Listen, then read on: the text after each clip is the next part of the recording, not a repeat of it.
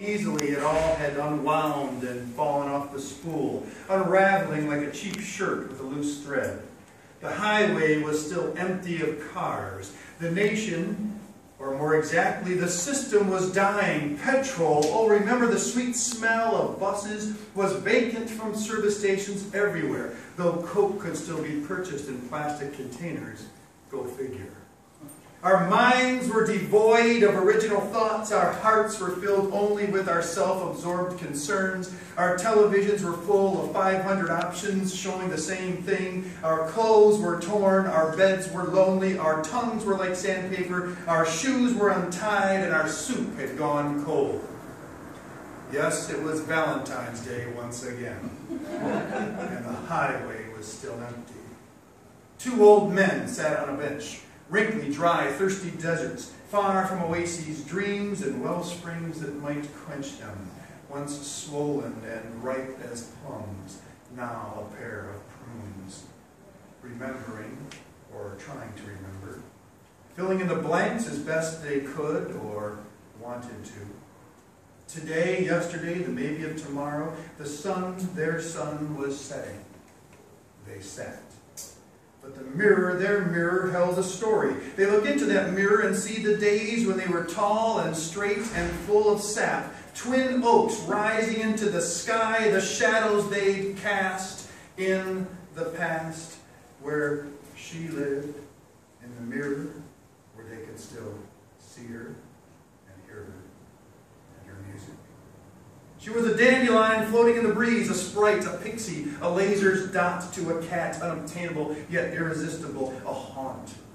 A breathtaking beauty with an angel's voice, her siren's call was irresistible. Isn't she awful, the spinsters with cluck and their pinch-faced disapproval? Isn't she amazing, the young men with sparkle waiting breathlessly to buy tickets?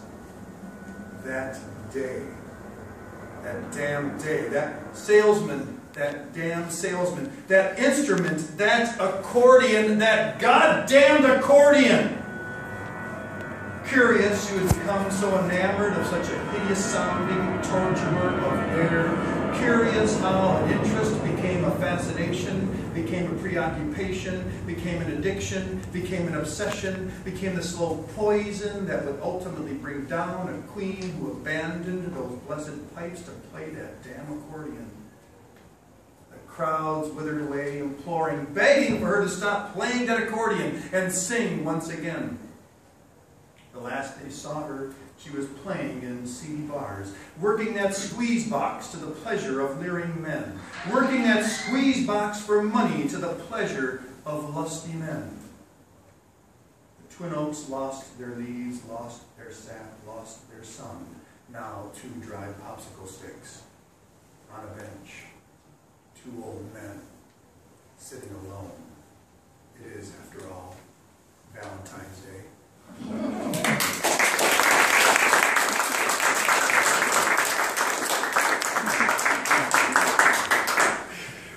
fairly certain goddamn accordion. I